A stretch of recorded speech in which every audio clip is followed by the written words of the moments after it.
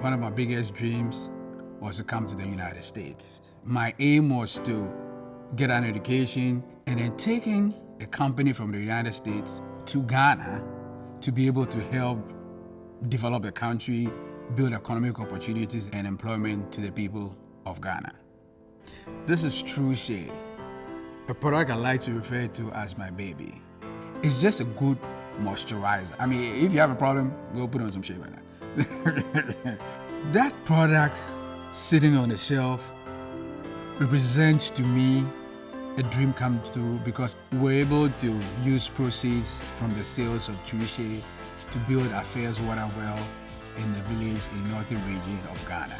I myself am a product of that community. This water well was donated in collaboration with our greatest partners, Kroger, where we're able to make a change in the lives of people by providing some things that we may consider in the United States as basic necessities like water.